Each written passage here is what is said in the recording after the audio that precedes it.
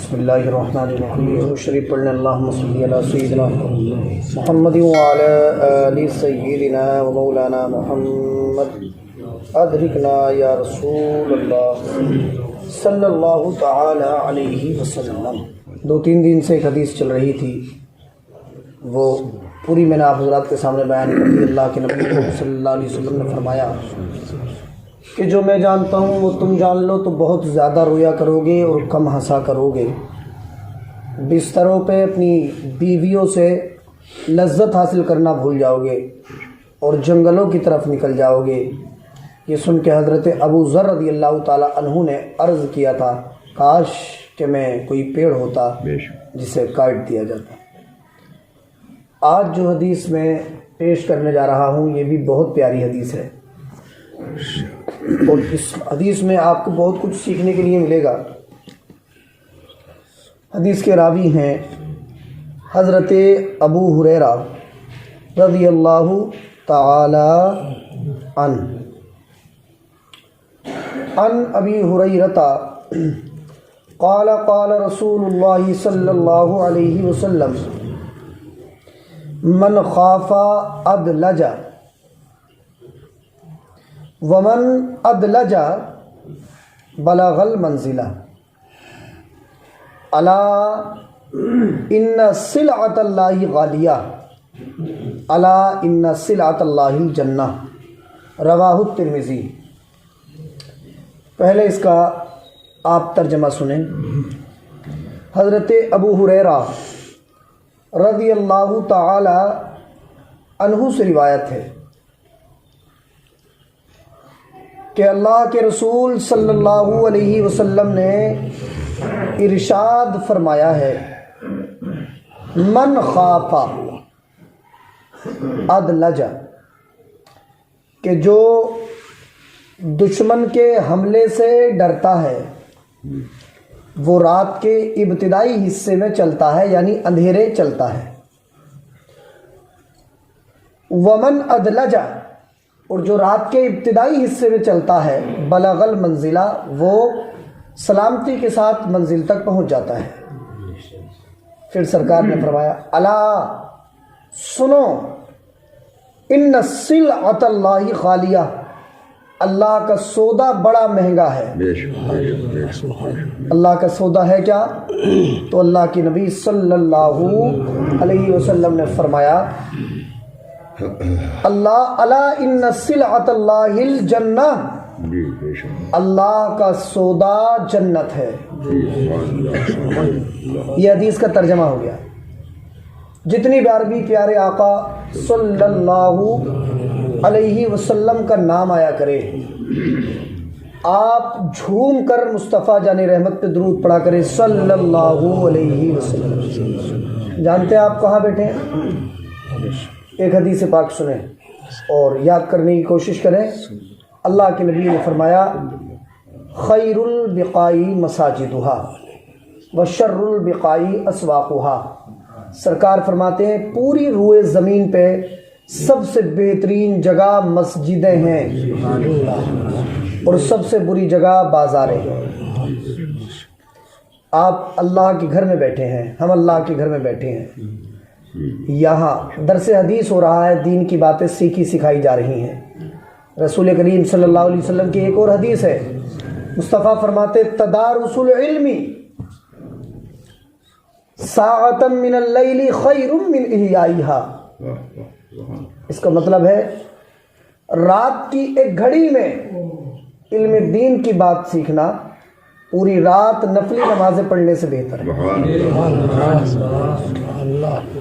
سمجھ رہے ہیں آپ؟ اس لیے بڑی پاکیزہ جگہ میں ہم اور آپ بیٹھے ہیں۔ اس طرح کی محفلوں کو اللہ کے نبی صلی اللہ علیہ وسلم نے جنت کی کیاریوں میں سے ایک کیاری کہا ہے نا۔ اب اس حدیث کا مطلب آپ دیکھیے، سرکار نے فرمایا جو دشمن کے حملہ کرنے کا اندیشہ کرتا ہے، جسے یہ ٹینشن ہوتی ہے کہ میرے اوپر دشمن حملہ نہ کر دے، تو وہ بڑا ہوشیار رہتا ہے اور رات کے ابتدائی حصے میں نکل پڑتا ہے، اور جب رات کے ابتدائی حصے میں نکل پڑتا ہے تو سلامتی کے ساتھ منزل پر پہنچ جاتا ہے۔ اس حدیث میں ایک ایگزامپل ہے، ایک مثال ہے۔ وہ مثال کیا ہے وہ سنیں آپ۔ سرکار دو عالم صلی اللہ تعالی علیہ وسلم نے اس حدیث کے ذریعے ہمیں اور آپ کو یہ پیغام دیا کہ میرے امتیوں، میرے غلاموں، جو انسان سفر کر رہا ہو اور اسے یہ خطرہ ہو کہ دشمن مجھ پہ حملہ کر دے گا، دشمن کے حملے کا ڈر ہو، تو پھر وہ انسان جنگل میں غفلت سے رات نہیں گزارتا ہے، یا سفر میں غافل ہو کے سفر نہیں کرتا۔ اگر وہ جنگل میں ہو اور غفلت سے رات گزار دے، سفر میں ہو غفلت سے رات گزار دے، تو پھر وہ مارا جائے گا، لوٹ لیا جائے گا، ہے نا۔ تو جیسے وہ مسافر جسے دشمن کے حملے کا خوف ہو، وہ چوکنا رہتا ہے، ہوشیار رہتا ہے، غفلت سے سفر نہیں کرتا، ورنہ لوٹ لیا جائے گا، مار دیا جائے گا۔ مصطفیٰ جان رحمت فرماتے ہیں، میرے غلاموں، شیطان تم پہ حملہ کرنے والا دشمن ہے۔ شیطان کون ہے؟ حملہ کرنے والا دشمن ہے، اور تم آخرت کے راستے کے مسافر ہو۔ تم آخرت کے راستے کے مسافر ہو، اور اس راستے میں شیطان تمہارے اوپر حملہ کرنے والا تمہارا دشمن ہے۔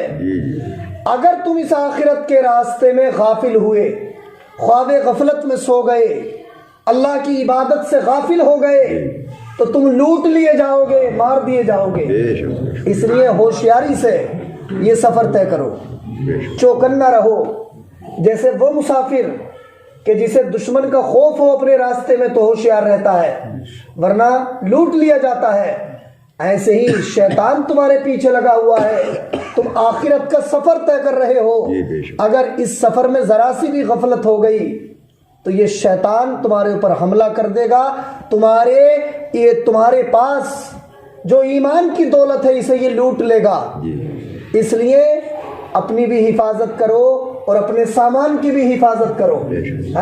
اعلیٰ حضرت نے فرمایا نا، یہی مفہوم ہے، سونا جنگل رات اندھیری، چھائی بدلی کالی ہے، سونے والوں جاگتے رہیو، چوروں کی رکھوالی ہے۔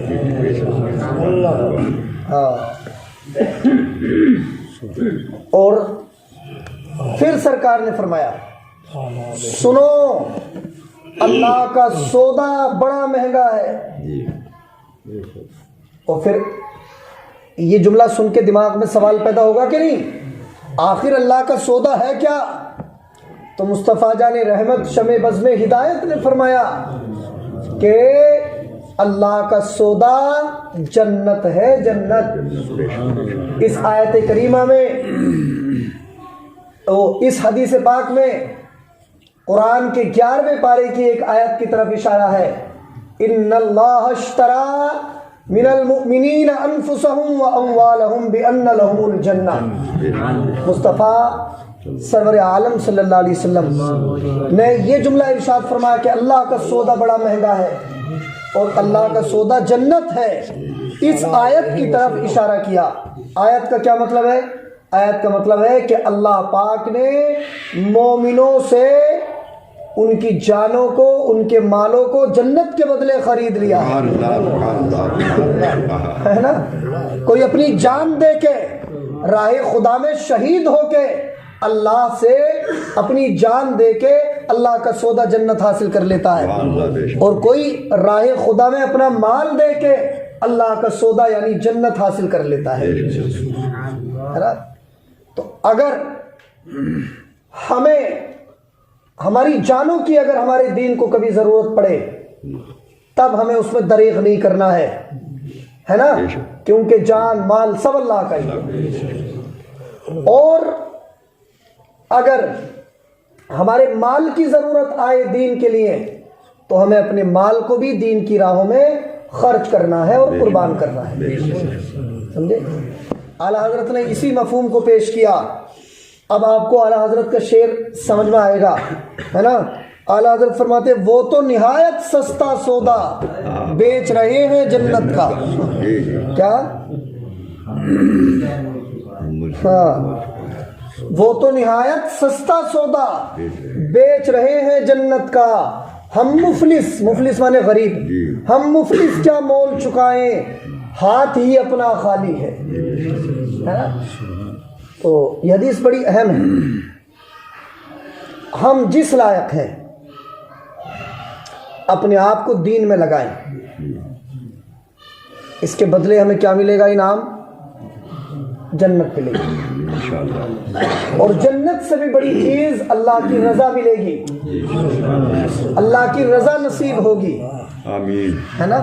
اور اللہ کی رضا جب مل جائے گی نا تو پھر جنت تو خود بخود مل جائے گی انشاءاللہ. جی،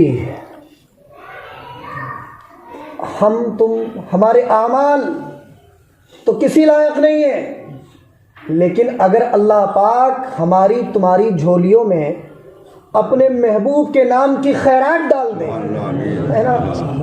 ہم فقیروں بھکاریوں سے، ہم تم فقیر ہیں مصطفیٰ کے در کے، بھکاری ہیں نبی کے در کے، اللہ کے در کے اللہ پاک کی بارگاہ کے ہم بھکاری ہیں. اور بھکاریوں سے قیمت نہیں مانگی جاتی ہے، گداؤں سے قیمت نہیں مانگی جاتی. ہم پر تو اگر مصطفیٰ کے صدقے میں اللہ پاک کی نظر رحمت ہو جائے، ہے نا، تو بس اپنا بیڑا پار ہو جائے گا.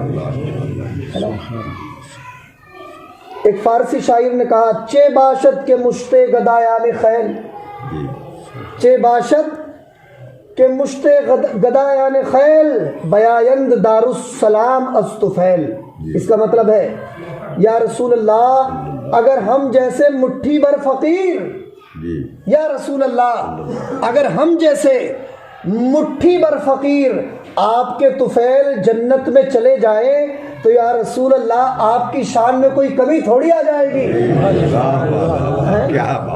اس شعر کا مطلب ہے، یہ فارسی شاعر نے کہا، یا رسول اللہ آپ کی شانیں تو بہت اونچی ہیں، اگر قیامت کے میدان میں ہے آپ نظر کرم فرما دے اور ہم جیسے گناہ گار، ہم جیسے فقیر، ہم جیسے سیاکار آپ کے طفیل جنت میں چلے جائیں تو آپ کی شان میں کوئی کمی نہیں آئے.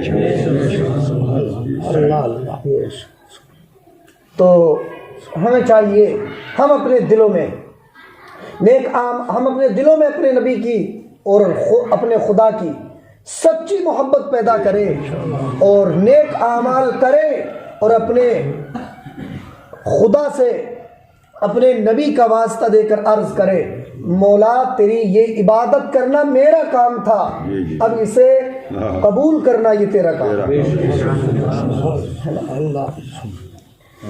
تو یہ حدیث سے ہمیں یہ سبق ملا کہ شیطان ہمارا دشمن ہے،